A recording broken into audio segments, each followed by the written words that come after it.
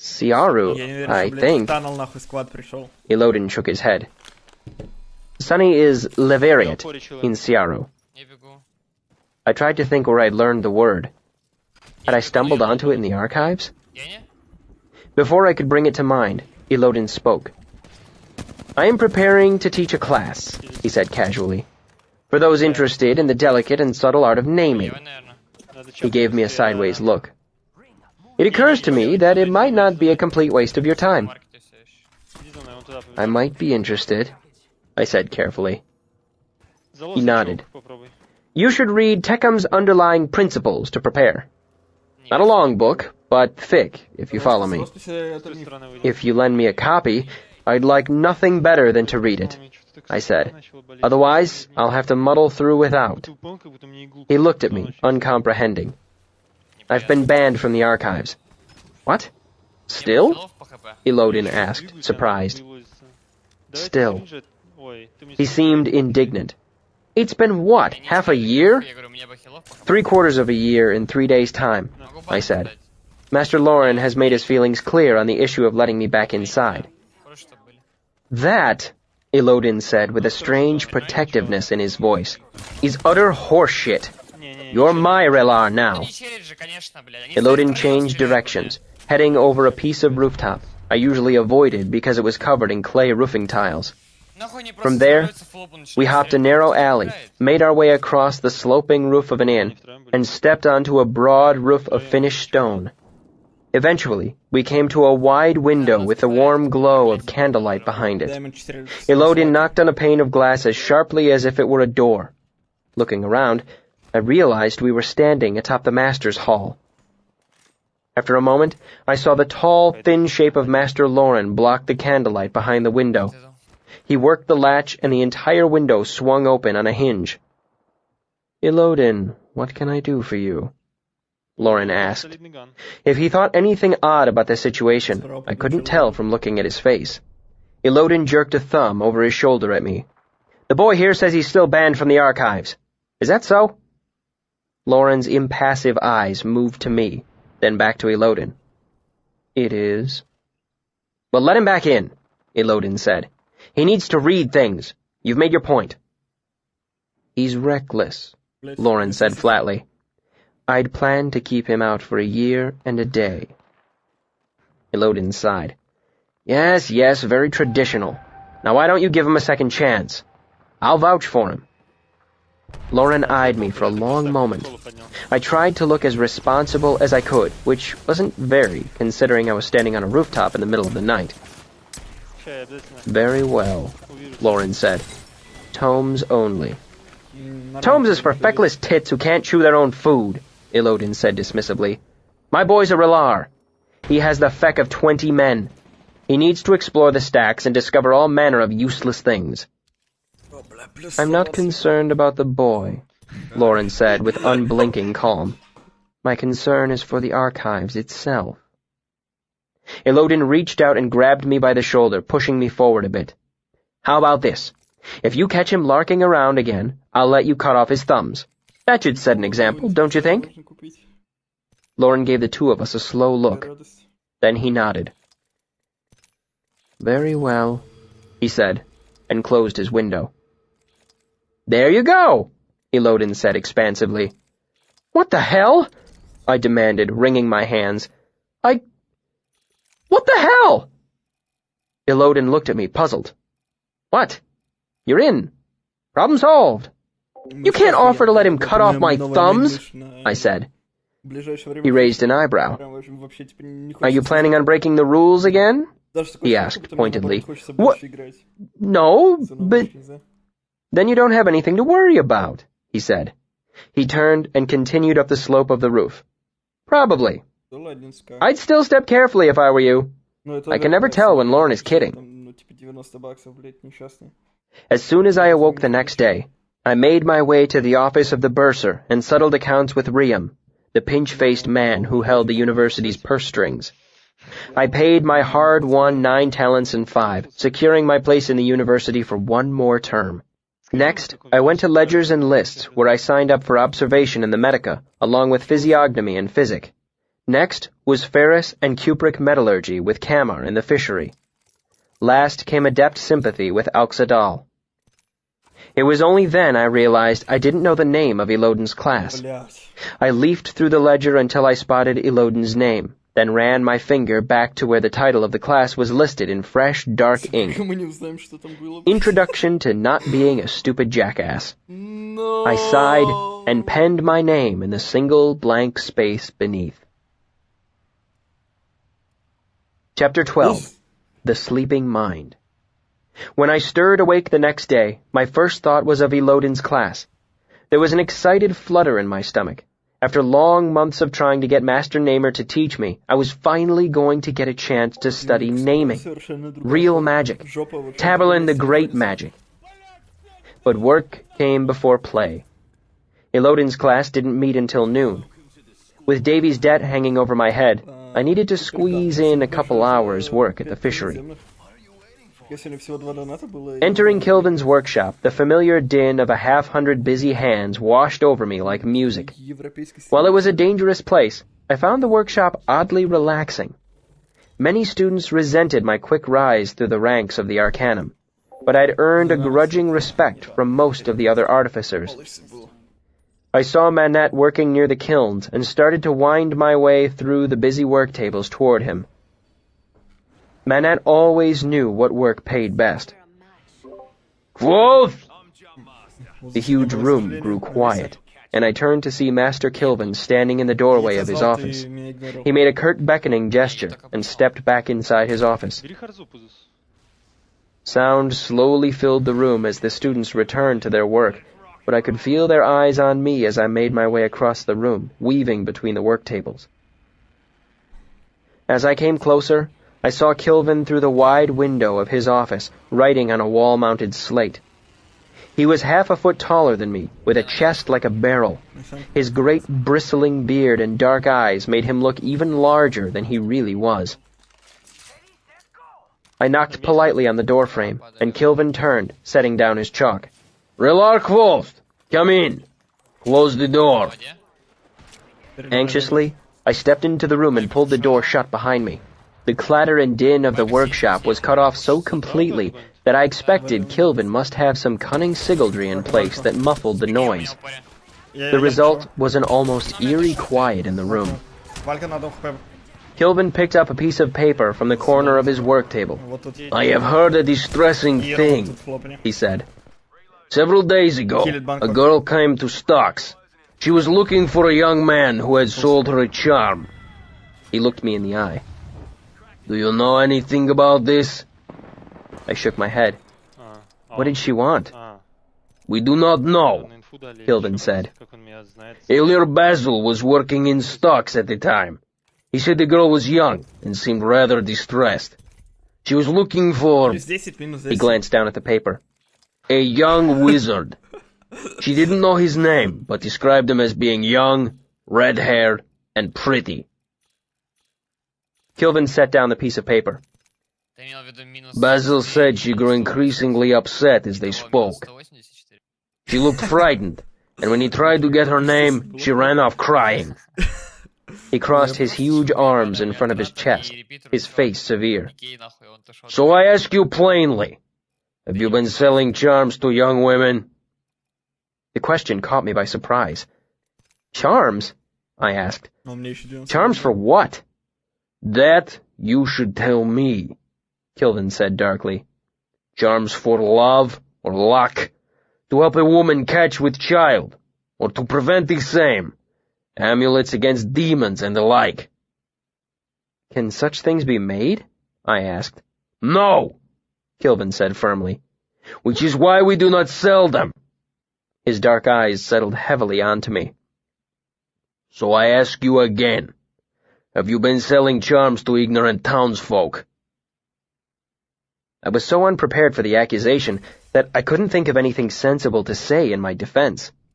Then, the ridiculousness of it struck me, and I burst out laughing. Kilvin's eyes narrowed. This is not amusing, Relar Kvothe.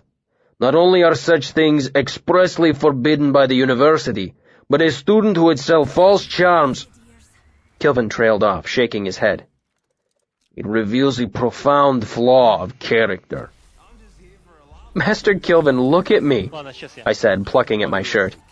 If I was tricking gullible townsfolk out of their money, I wouldn't have to wear second-hand homespun. Kilvin looked over, as if noticing my clothes for the first time. True, he said. However, one might think a student of lesser means would be more tempted to such actions. I've thought of it, I admitted. With a penny's worth of iron and 10 minutes easy sigildry, I could make a pendant that was cold to the touch. It wouldn't be hard to sell such a thing, I shrugged. But I'm well aware that would fall under fraudulent purveyance. I wouldn't risk that. Kilvin frowned. A member of the Arcanum avoids such behavior because it is wrong, Relarkvold, not because there is too much risk. I gave him a forlorn smile. Master Kilvin, if you had that much faith in my moral grounding, we wouldn't be having this conversation. His expression softened a little, and he gave me a small smile. I admit, I would not expect such of you, but I've been surprised before. I would be remiss in my duty if I did not investigate such things. Did this girl come to complain about the charm? I asked. Kilvin shook his head. No. As I said, she left no message. But I am at a loss as to why else a distressed young girl with a charm would come looking for you, knowing your description but not your name. He raised an eyebrow at me, making it a question. I sighed. You want my honest opinion, Master Kilvin? Kilvin raised both eyebrows at that. Always, Relarkvold. I expect someone is trying to get me into trouble, I said. Compared to dosing me with an alchemical poison, spreading rumors was practically genteel behavior for Ambrose. Kilvin nodded, absent-mindedly smoothing down his beard with one hand. Yes, I see. He shrugged and picked up his piece of chalk. Well then, I consider this matter resolved for the moment. He turned back to the slate and glanced over his shoulder at me. I trust I will not be troubled by a horde of pregnant women waving iron pendants and cursing your name. I'll take steps to avoid that, Master Kilvin. I filled a few hours doing piecework in the fishery, then made my way to the lecture hall in Mainz where Elodin's class was being held. It was scheduled to begin at noon, but I was there a half hour early, the first to arrive. The other students trickled in slowly, 7 of us in all. First came Fenton, my friendly rival from Advanced Sympathy. Then Fella arrived with Brian, a pretty girl of about 20 with sandy hair cut in the fashion of a boy's. We chatted and introduced ourselves. Jarrett was a shy Modagan I'd seen in the Medica.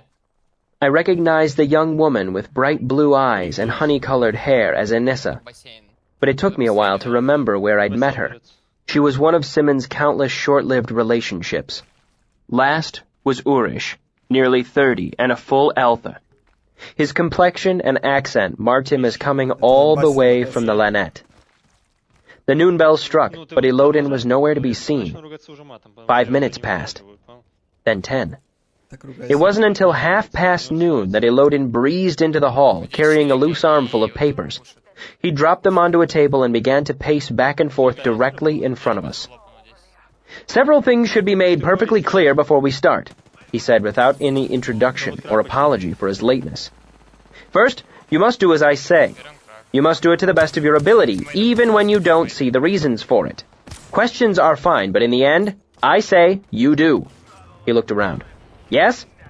We nodded or murmured affirmative noises. Second, you must believe me when I tell you certain things.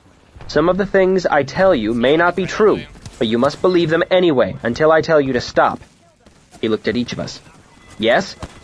I wondered vaguely if he began every lecture this way. Elodin noticed the lack of an affirmative from my direction. He glared at me, irritated. We aren't to the hard part yet, he said. I'll do my best to try, I said. With answers like that, we'll make you a barrister in no time, he said sarcastically. Why not just do it instead of doing your best to try? I nodded. It seemed to appease him, and he turned back to the class as a whole. There are two things you must remember. First, our names shape us, and we shape our names in turn. He stopped his pacing and looked out at us. Second, even the simplest name is so complex that your mind could never begin to feel the boundaries of it, let alone understand it well enough for you to speak it. There was a long stretch of quiet. Ilodin waited, staring at us. Finally, Fenton took the bait. If that's the case, how can anyone be a namer? Good question, Ilodin said. The obvious answer is that it can't be done. That even the simplest of names is well beyond our reach. He held up a hand. Remember, I'm not speaking of the small names we use every day. The calling names like tree and fire and stone. I'm talking about something else entirely. He reached into a pocket and pulled out a riverstone, smooth and dark. Describe the precise shape of this. Tell me of the weight and pressure that forged it from sand and sediment. Tell me how the light reflects from it. Tell me how the world pulls at the mass of it, how the wind cups it as it moves through the air. Tell me how the traces of its iron will feel the calling of a lodenstone. All of these things and 100,000 more make up the name of this stone. He held it out to us at arm's length. This single, simple stone. Ilodin lowered his hand and looked at us. Can you see how complex even this simple thing is? If you studied it for a long month, perhaps you would come to know it well enough to glimpse the outward edges of its name. Perhaps. This is the problem namers face. We must understand things that are beyond our understanding. How can it be done? He didn't wait for an answer, and instead picked up some of the paper he'd brought in with him, handing each of us several sheets. In 15 minutes, I will toss this stone. I will stand here. He set his feet, facing thus. He squared his shoulders. I will throw it underhand with about 3 grip of force behind it. I want you to calculate in what manner it will move through the air so you can have your hand in the proper place to catch it when the time comes. Ilodin set the stone on a desk. Proceed. I set to the problem with a will. I drew triangles and arcs. I calculated, guessing at formulas I couldn't quite remember. It wasn't long before I grew frustrated at the impossibility of the task. Too much was unknown. Too much was simply impossible to calculate. After 5 minutes on our own, Ilodin encouraged us to work as a group. That was when I first saw Urish's talent with numbers. His calculations had outstripped mine to such a degree that I couldn't understand much of what he was doing. Fela was much the same, though she had also sketched a detailed series of parabolic arcs. The 7 of us discussed, argued, tried, failed, and tried again. At the end of 15 minutes, we were frustrated, myself especially. I hate problems I cannot solve. Ilodin looked to us as a group. So, what can you tell me? Some of us started to give our half answers or best guesses, but he waved us into silence. What can you tell me with certainty? After a moment, Fela spoke up. We don't know how the stone will fall. Ilodin clapped his hands approvingly. Good! That is the right answer. Now watch. He went to the door and stuck his head out. Henry! He shouted. Yes, you! Come here for a second. He stepped back from the door and ushered in one of Jameson's runners, a boy no more than 8 years old. Ilodin took a half-dozen steps away and turned to face the boy. He squared his shoulders and grinned a mad grin. Catch! He said, lofting the stone at the boy. Startled, the boy snatched it out of the air. Ilodin applauded wildly, then congratulated the bewildered boy before reclaiming the stone and hurrying him back out the door. Our teacher turned to face us. So, Ilodin asked, how did he do it? How could he calculate in a second what 7 brilliant members of the Arcanum could not figure in a quarter hour? Does he know more geometry than Fela? Are his numbers quicker than Urish's? Should we bring him back and make him a Relar? We laughed a bit, relaxing. My point is this. In each of us, there is a mind we use for all our waking deeds. But there is another mind as well, a sleeping mind, It is so powerful that the sleeping mind of an 8-year-old can accomplish in 1 second what the waking minds of 7 members of the Arcanum could not in 15 minutes. He made a sweeping gesture. Your sleeping mind is wide and wild enough to hold the names of things. This I know, because sometimes this knowledge bubbles to the surface. Inissa has spoken the name of iron. Her waking mind does not know it, but her sleeping mind is wiser. Something deep inside Fela understands the name of the stone. Ilodin pointed at me. Kvothe has called the wind. If we are to believe the writings of those long dead, his is the traditional path. The wind was the name aspiring namers sought and caught when things were studied here so long ago. He went quiet for a moment, looking at us seriously, his arms folded. I want each of you to think on what name you would like to find. It should be a small name, something simple, iron or fire, wind or water, wood or stone. It should be something you feel an affinity toward. Ilodin strode toward the large slate mounted on the wall and began to write a list of titles. His handwriting was surprisingly tidy. These are important books, he said. Read one of them. After a moment, Brienne raised her hand. Then she realized it was pointless as Ilodin still had his back to us. Master Ilodin? She asked hesitantly. Which one should we read? He looked over his shoulder, not pausing in his writing at all. I don't care, he said, plainly irritated. Pick one. The others you should skim in a desultory fashion. Look at the pictures. Smell them, if nothing else. He turned back to look at the slate. The 7 of us looked at each other. The only sound in the room was the tapping of Ilodin's chalk. Which one is the most important? I asked. Ilodin made a disgusted noise. I don't know, he said. I haven't read them. He wrote Untemerant Voistra on the board and circled it. I don't even know if this one is in the archives at all. He put a question mark next to it and continued to write. I will tell you this. None of them are in tomes. I made sure of that. You'll have to hunt for them in the stacks. You'll have to earn them. He finished the last title and took a step back, nodding to himself. There were 20 books in all. He drew stars next to 3 of them, underlined 2 others, and drew a sad face next to the last one on the list. Then he left, striding out of the room without another word, leaving us thinking on the nature of names and wondering what we had gotten ourselves into. Chapter 13. The Hunt. Determined to make a good showing of myself in Ilodin's class, I tracked down Willem and negotiated an exchange of future drinks for his help navigating the archives. We made our way through the cobbled streets of the university together, the wind gusting as the huge, windowless shape of the archives loomed above us across the courtyard. The words Vorfellen Renata More were chiseled into the stone above the massive stone doors. As we came closer, I realized my hands were sweaty. Lord and lady, hold on for a second, I said as I stopped walking. Will raised an eyebrow at me. I'm nervous as a new whore, I said. Just give me a moment. You said Lauren lifted his ban 2 days ago, Willem said. I thought you'd be inside as soon as you had permission. I was waiting for them to update the ledgers. I wiped my damp hands on my shirt. I know something's going to happen, I said anxiously. My name won't be in the book, or Ambrose will be at the desk, and I'll have some sort of relapse from that plum drug and end up kneeling on his throat and screaming. I'd like to see that, Will said, but Ambrose doesn't work today. That's something, I admitted, relaxing a bit. I pointed to the words above the door. Do you know what that means? Will glanced up. The desire for knowledge shapes a man, he said. Or something close to that.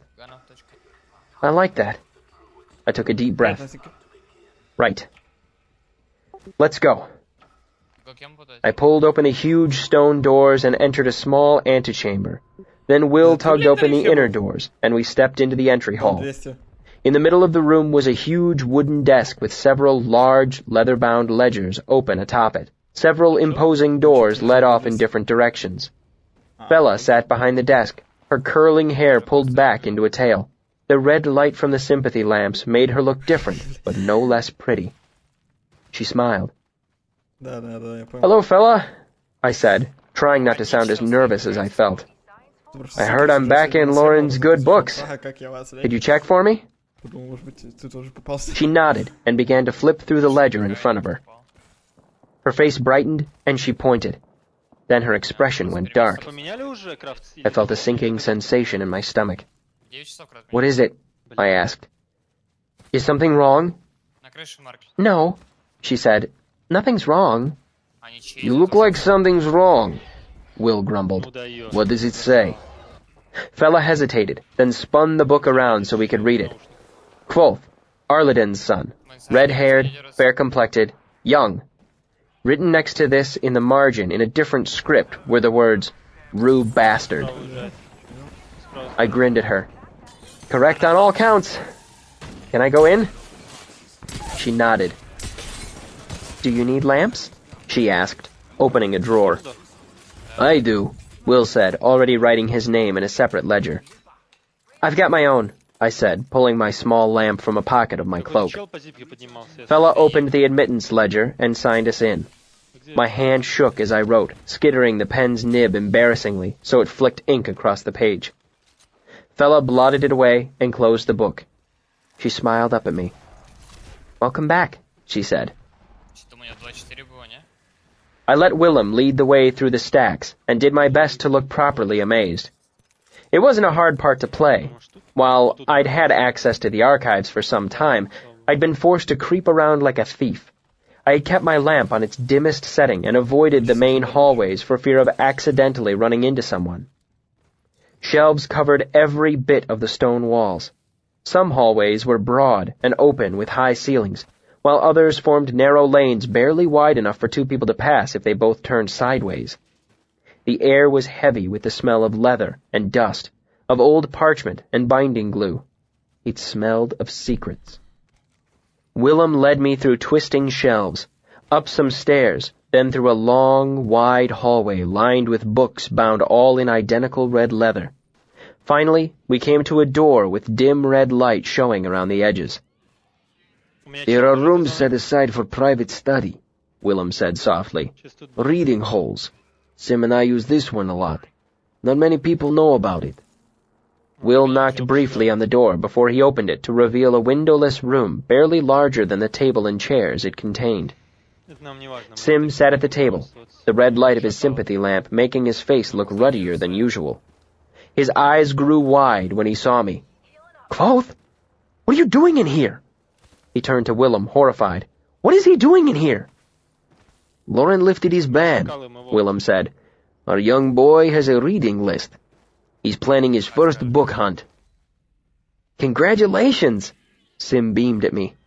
Can I help? I'm falling asleep here. He held out his hand. I tapped my temple. The day I can't memorize 20 titles is the day I don't belong in the Arcanum, I said. Though that was only half the truth. The full truth was that I only owned a half-dozen precious sheets of paper. I couldn't afford to waste one on something like this. Sim pulled a folded piece of paper out of his pocket, along with a nub of pencil. I need things written down, he said. Not all of us memorize ballads for fun. I shrugged and began to jot them down. It will probably go faster if we split my list 3 ways, I said. Willem gave me a look. You think you can just walk around and find books by yourself? He looked at Sim, who was grinning widely. Of course. I wasn't supposed to know anything about the layout of the stacks. Will and Sim didn't know I'd been sneaking in at nights for almost a month. It's not that I didn't trust them, but Sim couldn't lie to save his life, and Will worked as a scrib. I didn't want to force him to choose between my secret and his duty to Master Lauren. So, I decided to play dumb. Oh, I'll muddle through, I said nonchalantly. It can't be that hard to figure out. There are so many books in the archives, Will said slowly, that merely reading all the titles would take you a full span. He paused, looking at me intently. 11 full days without pause for food or sleep. Really? Sim asked. That long? Will nodded. I worked it out a year ago. It helps stop the Aelirs mewling when they must wait for me to fetch them a book. He looked at me. There are books without titles, too, and scrolls, and clays, and many languages. What's a clay? I asked. Clay tablet, Will explained. They were some of the only things to survive when Caleptana burned.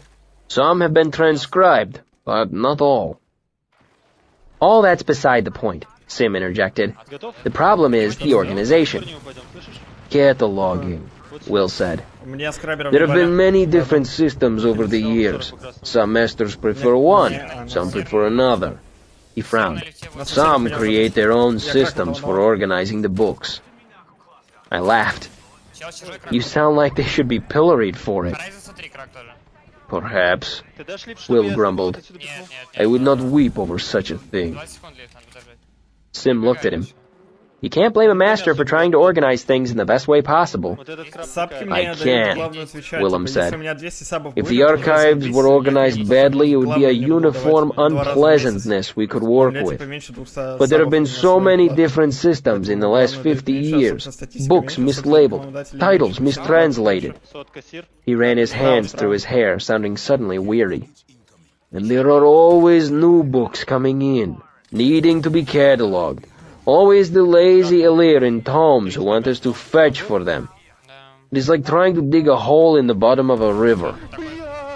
So what you're saying, I said slowly, is that you find your time spent as a scriv to be both pleasant and rewarding. Sim muffled a laugh in his hands. And then there are you people. Will looked at me, his voice dangerous and low. Students given the freedom in the stacks. You come in, read half a book, then hide it so you can continue later at your own convenience. Will's hands made gripping motions, as if clutching at the front of someone's shirt, or perhaps a throat. Then, you forget where you have put the book, and it is gone, as surely as if you had burned it. Will pointed a finger at me. If I ever discover you have done such a thing, he said, smoldering with anger, no god will keep you safe from me. I thought guiltily about 3 books I had hidden in just this way while I was studying for exams. I promise, I said. I won't ever do that. Again. Sim stood up from the table, rubbing his hands together briskly. Right. Simply said, it's a mess in here. But if you stick to the books they have listed in Tolem's catalog, you should be able to find what you're looking for. Tolem is a system we use now. Will and I will show you where they keep the ledgers. And a few other things, Will said. Tolem is hardly comprehensive. Some of your books might require deeper digging. He turned to open the door. As it turned out, only 4 books on my list were in the Tolem ledgers. After that, we were forced to leave the well-organized parts of the stacks behind. Will seemed to take the list as a personal challenge, so I learned a great deal about the archives that day. Will took me to the dead ledgers, the backward stair, the bottom wing. Even so, at the end of 4 hours, we'd only managed to track down the locations of 7 books. Will seemed frustrated by this, but I thanked him heartily, telling him he'd given me everything I needed to continue the search on my own. Over the next several days, I spent almost every free moment I had in the archives, hunting the books on Elodin's list. I wanted nothing more than to start this class with my best foot forward, and I was determined to read every book he had given us. The first was a travel log I found rather enjoyable. The second was some rather bad poetry, but it was short, and I forced my way through by gritting my teeth and occasionally closing one eye so as not to damage the entirety of my brain. Third was a book of rhetorical philosophy, ponderously written. Then came a book detailing wildflowers in northern Aetur, a fencing manual with some rather confusing illustrations. Another book of poetry, this one thick as a brick and even more self-indulgent than the first. It took hours, but I read them all. I even went so far as to take notes on 2 of my precious pieces of paper. Next came, as near as I could tell, the Journal of a Madman.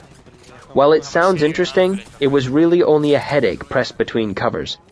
The man wrote in a tight script with no spaces between the words, no breaks for paragraphs, no punctuation, no consistent grammar or spelling. That was when I began to skim. The next day, when confronted with 2 books written in Modagan, a series of essays concerning crop rotation, and a monograph on vintage mosaics, I stopped taking notes. The last handful of books I merely flipped through, wondering why Ilodin would want us to read a 200-year-old tax ledger from a barony in the Small Kingdoms, an outdated medical text, and a badly translated morality play. While I quickly lost my fascination with reading Ilodin's books, I still delighted in hunting them down. I irritated more than a few scribs with my constant questions. Who was in charge of reshelving? Where were the vintage dictums kept? Who had the keys to the 4th basement scroll storage? Where did the damaged books go while they were waiting to be repaired? In the end, I found 19 of the books. All of them except Antemirant Voistra. And that one was not from lack of trying. At my best guess, the entire venture took nearly 50 hours of searching and reading. I arrived at Ilodin's next class 10 minutes early, proud as a priest. I brought my 2 pages of careful notes, eager to impress Ilodin with my dedication and thoroughness. All 7 of us showed up for class before the noon bell. The door to the lecture hall was closed, so we stood in the hallway, waiting for Ilodin to arrive. We shared stories about our search through the archives and speculated as to why Ilodin considered these books important. Fela had been a scribe for years, and she had only found 17 of them. Nobody had found Antemirant Voistra, or even a mention of it. Ilodin still hadn't arrived by the time the noon bell rang, and at 15 minutes past the hour, I grew tired of standing in the hallway and tried the door to the lecture hall. At first, the handle didn't move at all, but when I jiggled it in frustration, the latch turned and the door opened a crack. "Thought it was locked," Inissa said, frowning. "Just stuck," I said, pushing it open. We entered the huge empty room and walked down the stairs to the front row of seats. On the large slate in front of us, written in Ilodin's oddly tidy handwriting, was a single word: discuss. We settled into our seats and waited, but Ilodin was nowhere to be seen. We looked at the slate, then at each other, at a loss for what exactly we were supposed to do. From the looks on everyone's faces, I wasn't the only one who was irritated. I'd spent 50 hours digging up his damn useless books. I'd done my part. Why wasn't he doing his? The 7 of us waited for the next 2 hours, chatting idly, waiting for Ilodin to arrive. He didn't. Chapter 14. The Hidden City. While the hours I'd wasted hunting for Ilodin's books left me profoundly irritated, I emerged from the experience with a solid working knowledge of the archives. The most important thing I learned was that it was not merely a warehouse filled with books. The archives was like a city unto itself. It had roads and winding lanes. It had alleys and shortcuts. Just like a city, parts of the archives teemed with activity. The scriptorium held rows of desks where scribs toiled over translations or copied faded texts into new books with fresh, dark ink. The sorting hall buzzed with activity as scribs sifted and reshelved books. The buggery was not at all what I expected, thank goodness. Instead, it proved to be the place where new books were decontaminated before being added to the collection. Apparently all manner of creatures love books, some devouring parchment and leather, others with a taste for paper or glue. Bookworms were the least of them, and after listening to a few of Willem's stories, I wanted nothing more than to wash my hands.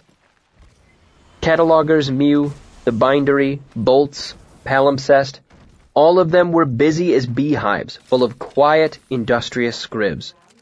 But other parts of the archives were quite the opposite of busy. The acquisitions office, for example, was tiny and perpetually dark.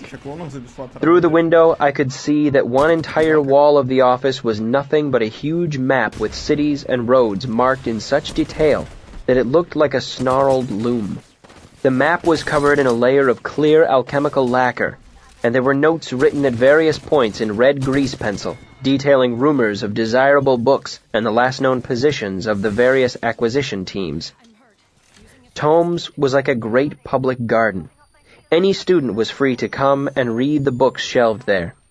Or they could submit a request to the scribs, who would grudgingly head off into the stacks to find, if not the exact book you wanted, then at least something closely related. But the stacks comprised the vast majority of the archives. That was where the books actually lived. And just like in any city, there were good neighborhoods and bad. In the good neighborhoods, everything was properly organized and cataloged. In these places, a ledger entry would lead you to a book as simply as a pointing finger. Then, there were the bad neighborhoods. Sections of the archives that were forgotten or neglected or simply too troublesome to deal with at the moment. These were places where books were organized under old catalogs, or under no catalog at all. There were walls of shelves like mouths with missing teeth, where long-gone scribs had cannibalized an old catalog to bring books into whatever system was fashionable at the time. 30 years ago, 2 entire floors had gone from good neighborhood to bad, when the Larkin ledger books were burned by a rival faction of scribs. And, of course, there was the 4-plate door, the secret at the heart of the city. It was nice to go strolling in the good neighborhoods. It was pleasant to go looking for a book and find it exactly where it should be. It was easy, comforting, quick. But the bad neighborhoods were fascinating. The books there were dusty and disused. When you opened one, you might read words no eyes had touched for hundreds of years. There was treasure there, among the dross. It was in those places I searched for the Chandrian. I looked for hours, and I looked for days. A large part of the reason I had come to the university was because I wanted to discover the truth about them. Now that I finally had easy access to the archives, I made up for lost time. But despite my long hours of searching, I found hardly anything at all. There were several books of children's stories that featured Chandrian engaged in minor mischief, like stealing pies and making milk go sour. Others had them bargaining like demons in Aturan morality plays. Scattered through these stories were a few thin threads of fact, but nothing I didn't already know. The Chandrian were cursed. Signs showed their presence: blue flame, rot and rust, a chill in the air. My hunt was made more difficult by the fact that I couldn't ask anyone for help. If word spread that I was spending my time reading children's stories, it would not improve my reputation. More important, one of the few things I knew about the Chandrian was that they worked to viciously repress any knowledge of their own existence. They'd killed my troupe because my father had been writing a song about them. In Traben, they destroyed an entire wedding party because some of the guests had seen pictures of them on a piece of ancient pottery. Given these facts, talking about the Chandrian didn't seem like the wisest course of action. So, I did my own searching. After days, I abandoned hope of finding anything so helpful as a book about the Chandrian, or even anything so substantial as a monograph. Still, I read on, hoping to find a scrap of truth hidden somewhere, a single fact, a hint, anything. But children's stories are not rich in detail, and what few details I found were obviously fanciful. Where did the Chandrian live? In the clouds, in dreams, in a castle made of candy. What were their signs? Thunder, the darkening of the moon. One story even mentioned rainbows. Who would write that? Why make a child terrified of rainbows? Names were easier to come by, but all were obviously stolen from other sources. Almost all of these were names of demons mentioned in the Book of the Path, or from some play, primarily Daonica. One painfully allegorical story named the Chandrian after 7 well-known emperors from the days of the Aturan Empire. That, at least, gave me a brief, bitter laugh. Eventually, I discovered a slim volume called The Book of Secrets, buried deep in the dead ledgers. It was an odd book, arranged like a bestiary, but written like a children's primer. It had pictures of fairy tale creatures like ogres, troll, and dennerlings. Each entry had a picture accompanied by a short, insipid poem. Of course, the Chandrian were the only entry without a picture.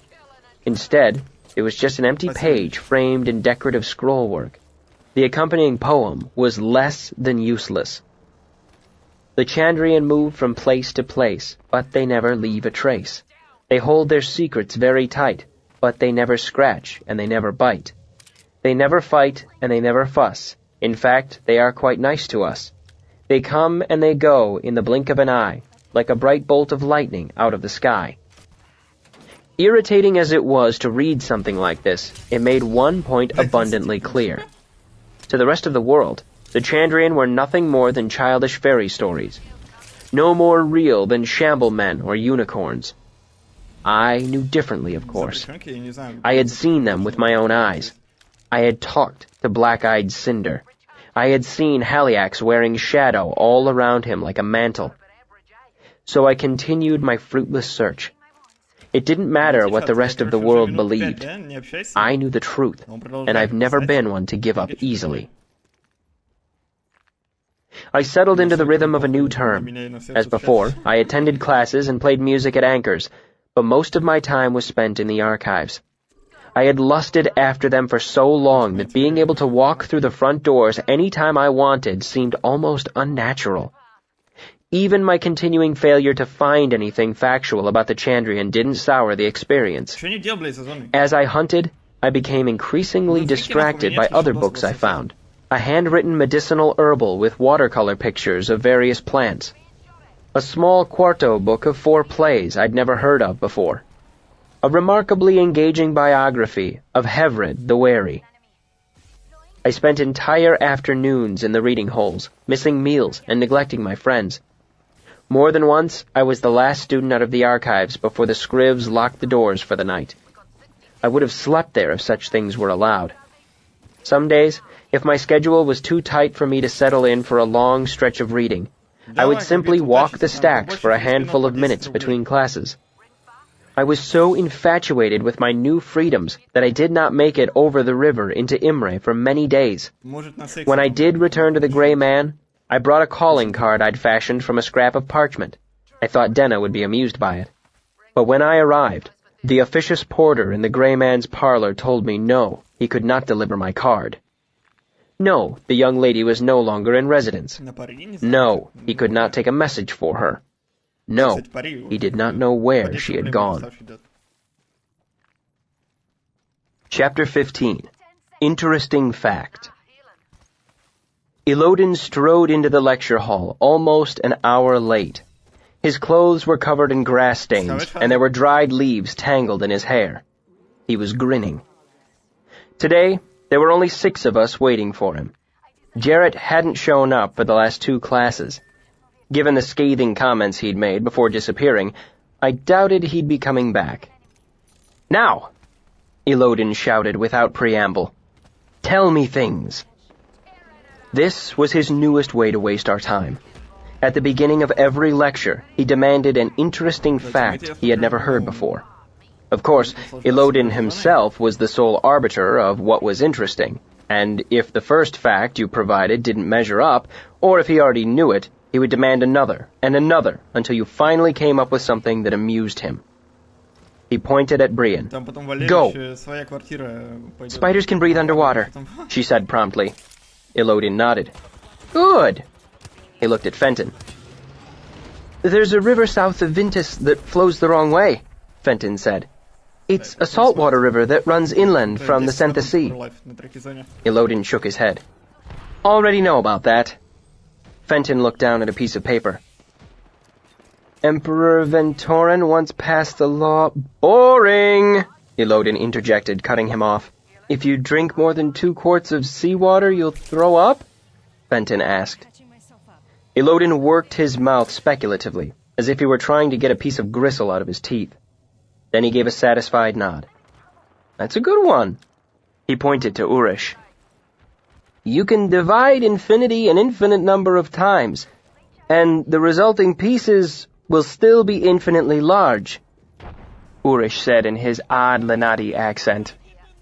"But if you divide a non-infinite number an infinite number of times, the resulting pieces are non-infinitely small, Since they are non-infinitely small, but there are an infinite number of them, if you add them back together, their sum is infinite. This implies any number is, in fact, infinite. Wow, Elodin said after a long pause. He leveled a serious finger at the Lenati man. Urish, your next assignment is to have sex. If you do not know how to do this, see me after class. He turned to look at Inissa. The Yilish people never developed a written language, she said. Not true, Elodin said. They used a system of woven knots. He made a complex motion with his hands, as if braiding something. And they were doing it long before we started scratching pictograms on the skins of sheep. I didn't say they lacked recorded language, Inissa muttered. I said written language. Elodin managed to convey his vast boredom in a simple shrug. Inissa frowned at him. Fine. There's a type of dog in Skiria that gives birth through a vestigial penis, she said. Wow, Elodin said. Okay. Yeah. He pointed to Fella. 80 years back, the Medica discovered how to remove cataracts from eyes, Fella said. I already know that, Elodin said, waving his hand dismissively. Let me finish, Fella said. When they figured out how to do this, it meant they could restore sight to people who had never been able to see before. These people hadn't gone blind, they had been born blind. Elodin cocked his head curiously. Fella continued. After they could see, they were shown objects. A ball, a cube, and a pyramid all sitting on a table. Fella made the shapes with her hands as she spoke. Then the physicers asked them which one of the three objects was round. Fella paused for effect, looking at all of us. They couldn't tell just by looking at them. They needed to touch them first. Only after they touched the ball did they realize it was the round one. Elodin threw his head back and laughed delightedly. Really? He asked her. She nodded. Fella wins the prize, Elodin shouted, throwing up his hands. He reached into his pocket and brought out something brown and oblong, pressing it into her hands. She looked at it curiously. It was a milkweed pod. Both hasn't gone yet, Brian said. Doesn't matter, Elodin said in an offhand way. Kvothe is crap at interesting fact. I scowled as loudly as I could. Fine, Elodin said. Tell me what you have. The Adem mercenaries have a secret art called the Lethani, I said. It is the key to what makes them such fierce warriors. Elodin cocked his head to one side. Really? He asked. What is it? I don't know, I said flippantly, hoping to irritate him. Like I said, it's secret. Elodin seemed to consider this for a moment, then shook his head. No. Interesting, but not a fact. It's like saying the Sealdish moneylenders have a secret art called financia that makes them such fierce bankers. There's no substance to it. He looked at me again, expectantly. I tried to think of something else, but I couldn't. My head was full of fairy tales and dead-ended research into the Chandrian. See?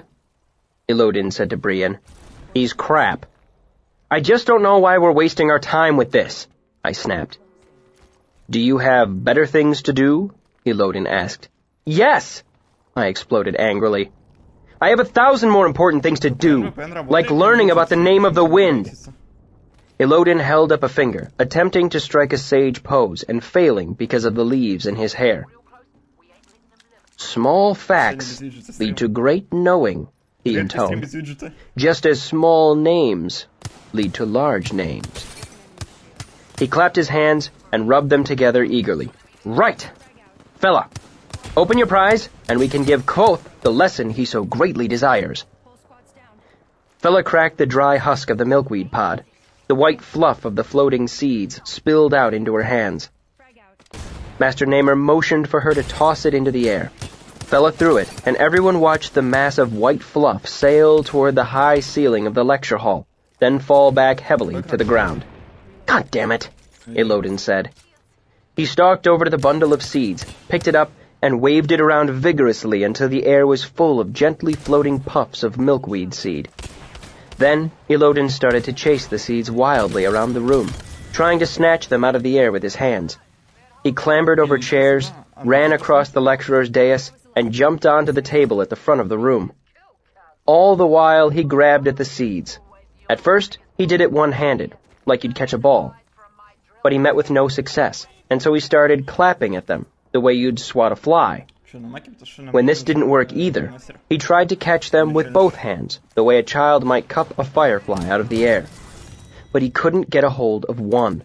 The more he chased, the more frantic he became. The faster he ran, the wilder he grabbed. This went on for a full minute, 2 minutes, 5 minutes, 10. It might have gone on for the entire class period, but eventually he tripped over a chair and tumbled painfully to the stone floor, tearing open the leg of his pants and bloodying his knee. Clutching his leg, he sat on the ground and let loose with a string of angry cursing, the like of which I had never heard in my entire life. He shouted and snarled and spat.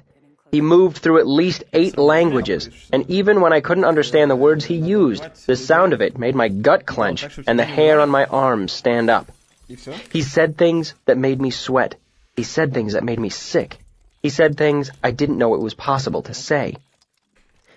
I expect this might have continued, but while drawing an angry breath, he sucked one of the floating milkweed seeds into his mouth and began to cough and choke violently. Eventually, he spat out the seed, caught his breath, got to his feet, and limped out of the lecture hall without saying another word. This was not a particularly odd day's class under Master Elodin. After Elodin's class, I ate a bit of lunch at Anchor's, then went to my shift in the Medica, watching more experienced Eltha diagnose and treat incoming patients. After that, I headed over the river with the hope of finding Denna. It was my 3rd trip in as many days, but it was a crisp, sunny day, and after all my time in the archives, I felt the need to stretch my legs a bit. I stopped at the Aeolian first, though it was far too early for Denna to be there. I chatted with Stanchion and Diok before moving on to a few of the other inns I knew she occasionally frequented. Taps, Barrel and Bale, and Dog in the Wall. She wasn't at any of those either. I wandered through a few public gardens, their trees almost entirely devoid of leaves. Then, I visited all the instrument shops I could find, browsing the lutes and asking if they'd seen a pretty dark-haired woman looking at harps. They hadn't. It was fully dark by then, so I stopped by the Aeolian again and wandered slowly through the crowd. Denna was still nowhere to be seen, but I did meet up with Count Threp. We shared a drink and listened to a few songs before I left. I pulled my cloak more tightly around my shoulders as I started back to the university. Imre's streets were busier now than they had been during the day, and despite the chill in the air, there was a festival feel to the town. Music of a dozen different kinds poured from the doorways of inns and theaters. People crowded in and out of restaurants and exhibition halls. Then, I heard a laugh rise high and bright over the low murmuring of the crowds. I would have recognized it anywhere. It was Denna's laugh. I knew it like the backs of my own hands. I turned around, feeling a smile spread across my face. This was always the way of it. I only seemed to be able to find her after I'd given up hope. I scanned the faces in the milling throng and found her easily. Denna stood by the doorway of a small cafe wearing a long dress of dark blue velvet. I took a step toward her, then stopped. I watched as Denna spoke to someone standing behind the open door of a carriage. The only part of her companion I could see was the very top of his head. He was wearing a hat with a tall white plume. A moment later, Ambrose closed the carriage door. He gave her a wide, charming smile and said something that made her laugh. Lamplight glittered on the gold brocade of his jacket, and his gloves were dyed the same dark royal purple as his boots. The color should have looked garish on him, but it didn't. As I stood staring, a passing 2-horse fetter cart nearly knocked me flat and trampled me, which would have been fair, as I was standing in the middle of the road. The driver cursed and flicked out with his horsewhip as he went past. It caught me on the back of the neck, but I didn't even feel it. I regained my balance and looked up in time to see Ambrose kiss Denna's hand. Then, moving gracefully, he offered her his arm and they entered the cafe together. Chapter 16. Unspoken Fear. After seeing Ambrose and Denna in Imre, I fell into a dark mood. On the walk back to the university, my head spun with thoughts of them. Was Ambrose doing this purely out of spite? How had it happened? What was Denna thinking? After a largely sleepless night, I tried not to think of it. Instead, I burrowed deep into the archives. Books are a poor substitute for female companionship, but they are easier to find. I consoled myself by hunting through the dark corners of the archives for the Chandrian. I read until my eyes burned and my head felt thick and cramped. Nearly a span passed, and I did little but attend classes and pillage the archives. For my pains, I gained lungs full of dust, a persistent headache from hours of reading by sympathy light, and a knot between my shoulder blades from hunching over a low table while I paged through the faded remains of the Gillian ledgers. I also found a single mention of the Chandrian. It was in a handwritten octavo titled A Quaint Compendium of Folk Belief. At my best guess, the book was 200 years old. The book was a collection of stories and superstitions gathered by an amateur historian in Vintus. Unlike the mating habits of the common Dracus, it made no attempt to prove or disprove these beliefs. The author had simply collected and organized the stories with occasional brief commentaries about how beliefs seemed to change from region to region. It was an impressive volume, obviously comprising years of research. There were 4 chapters about demons, 3 chapters for fairies, one of which was entirely devoted to tales of Felurian. There were pages on the Shamblemen, Rendlings, and the Trow. The author recorded songs about the Grey Ladies and White Riders, a lengthy section on Barrow Drogar. There were 6 chapters on folk magic, 8 ways to cure warts, 12 ways to talk to the dead, 22 love charms. The entire entry on the Chandrian was less than half a page. Of the Chandrian, there is little to be said. Every man knows of them. Every child chants their song, yet folk tell no stories. For the price of a small beer, a farmer will talk 2 hours on Dannerlings, but mention the Chandrian and his mouth goes tight as a spinner's ass, and he is touching iron and pushing back his chair. Many think it bad luck to speak of the Fae, yet still folk do. What makes the Chandrian different, I know not. One rather drunk tanner in the town of Hillsborough said in hushed tones, "If you talk of them, they come for you." This seems the unspoken fear of these common folk. So I write what I have gleaned, all common and inspecific. The Chandrian are a group of various number, likely 7, given their name. They appear and commit diverse violence for no clear reason. There are signs which herald their arrival, but there is no agreement as to these. Blue flame is the most common, but I have also heard of wine going sour, blindness, crops withering, unseasonable storms, miscarriage, and the sun going dark in the sky. Altogether, I have found them a frustrating and profitless area of inquiry. I closed the book. Frustrating and profitless had a familiar ring to it. The worst part wasn't that I already knew everything written in the entry. The worst part was that this was the best source of information I'd managed to discover in over 100 long hours of searching. Chapter 17. Interlude. Parts. Kvothe held up his hand, and Chronicler lifted his pen from the paper. "Let's pause there for a moment," Kvothe said, nodding toward the window. "I can see Cobb coming down the road." Kvothe stood and brushed off the front of his apron. "Might I suggest the 2 of you take a moment to compose yourselves?" He nodded to Chronicler. "You look like you've just been doing something you shouldn't." Kvothe walked calmly to stand behind the bar. "Nothing could be further from the truth, of course. Chronicler, you are bored waiting for work. That is why your writing gear is out. You wish you weren't stuck without a horse in this nowhere town, but you are, and you're going to make the best of it." Bast grinned. "Ooh! Give me something, too!" "Play to your strengths, Bast," Kvothe said. "You're drinking with our only customer because you're a shiftless layabout nobody would ever dream of asking for help in the fields. Bast grinned eagerly. Am I bored too? Of course you are, Bast. What else is there to be? He folded the linen cloth and lay it on the bar. I, on the other hand, am too busy to be bored.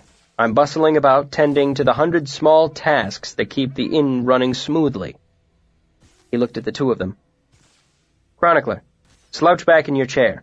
Bast, if you can't stop grinning, at least start telling our friend the story about the 3 priests and the miller's daughter. Bast's grin widened. That's a good one. Everyone have their parts? Kvothe picked up the cloth from the bar and walked through the doorway into the kitchen, saying, Enter Old Cobb, stage left. There was the thump of feet on the wooden landing. Then Old Cobb stomped irritably into the Waystone Inn. He glanced past the table where Bast was grinning and making gestures to accompany some story, then made his way to the bar. Hello? You in there, Coat? After a second, the innkeeper came bustling in from the kitchen, drying his wet hands on his apron. Hello there, Cobb. What can I do for you? Graham sent the little Owens boy to fetch me, Cobb said, irritated. You have any idea why I'm here instead of hauling oats? Coat shook his head. Алло. I thought he was bringing in the Mirian's wheat today. Damn foolishness, Cobb muttered. We're in for rain tonight, and I'm standing here with dry oats stacked in my field. Since you're here anyway, the innkeeper said hopefully, can I interest you in some cider? Pressed it fresh this morning. Some of the irritation faded from the old man's weathered face. Since I'm waiting anyway, he said, mug of cider would be proper nice. Coat went into the back room and returned with a pottery jug. There was a sound of more feet on the landing outside, and Graham came through the door with Jake, Carter, and the smith's apprentice all in tow. Cobb turned to glare at them. What's so damned important it's worth hauling me into town this time of morning? He demanded. Daylight's burning. There was a sudden burst of laughter from the table where Chronicler and Bast sat. Everyone turned to see Chronicler flushing a bright red, laughing and covering his mouth with one hand. Bast was laughing too, pounding at the table. Graham led the others to the bar. I found out Carter and the boy are helping the Orisons take their sheep to market, he said. Off to Baden, wasn't it? Carter and the smith's apprentice nodded. I see. Old Cobb looked down at his hands. We'll be missing his funeral then. Carter nodded solemnly, but Aaron's expression went stricken. He looked from face to face, but everyone else was standing very still, watching the old farmer by the bar. Good, Cobb said at last, looking up at Graham. It's good you fetched us in. He saw the boy's face and snorted. You look like you just killed your cat, boy. Mutton goes to market. Shep knew that. He wouldn't think one jot less of you for doing what needs doing. He reached up to pat the smith's apprentice on the back. We'll all have a drink together to send him off proper. That's the important thing. What happens in the church tonight is just a bunch of priestly speechifying. We know how to say goodbye better than that. He looked behind the bar. Bring us out some of his favorite, Coat. The innkeeper was already moving, gathering wooden mugs and filling them with a dark brown beer from a smaller keg behind the bar. Old Cobb held up his mug, and the others followed suit. To our Shep. Graham spoke first. When we were kids, I broke my leg when we were out hunting, he said. I told him to run off for help, but he wouldn't leave me. He rigged a little sled together out of pure nothing and cussedness. Dragged me the whole way back to town. Everyone drank. He introduced me to my missus, Jake said. I don't know if I ever thanked him proper for that. Everyone drank. When I was sick with the croup, he came out to visit me every day, Carter said. Not many folk did. Brought me soup his wife made, too. Everyone drank. He was nice to me when I first came here, the smith's apprentice said. He would tell me jokes. And once, I ruined a wagon couple he'd brought in for me to fix, and he never told Master Caleb. He swallowed hard and looked around nervously. I really liked him. Everyone drank. He was braver than all of us, Cobb said. He was the first to stick a knife to that fella last night. If the bastard had been any way normal, that would have been an end to it. Cobb's voice shook a bit, and for a moment he looked small and tired and every bit as old as he was. But that weren't the case. These ain't good days to be a brave man. But he was brave all the same. I wish I'd have been brave and dead instead, and him home right now, kissing his young wife. There was a murmur from the others, and they all drank to the bottom of their mugs. Graham coughed a bit before he set his down on the bar. I didn't know what to say, the smith's apprentice said softly. Graham patted him on the back, smiling. You did fine, boy. The innkeeper cleared his throat, and everyone's eyes turned to him. I hope you won't think me too forward, he said. I didn't know him as well as you. Not enough for the first toast, but maybe enough for the second. He fidgeted with his apron strings, as if embarrassed for speaking up at all. I know it's early, but I'd dearly like to share a tumble of whiskey with you on Shep's account. There was a murmur of assent, and the innkeeper pulled glasses from beneath the bar and began to fill them. Not with bottle whiskey, either. The red-haired man tapped it from one of the massive barrels resting on the counter behind the bar. Barrel whiskey was a penny a swallow, so they raised their glasses with more earnest warmth than might have otherwise been the case. What's this toast going to be, then? Graham asked. To the end of a pisser of a year, Jake said. That's no kind of toast, old Cobb grumbled at him. To the king? Aaron said. No, the innkeeper said, his voice surprisingly firm. He held up his glass. To old friends who deserved better than they got. The men on the other side of the bar nodded solemnly and tossed back their drinks.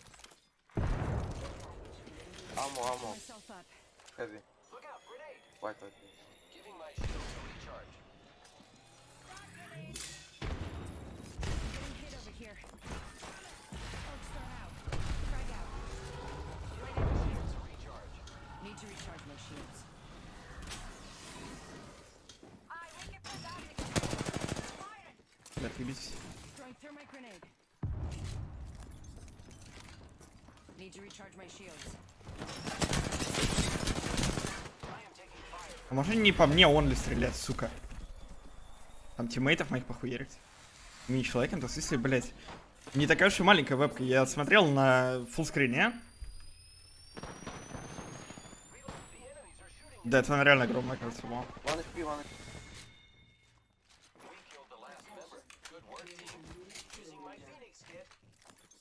Классный волос, спасибо. Зачем-то повезло.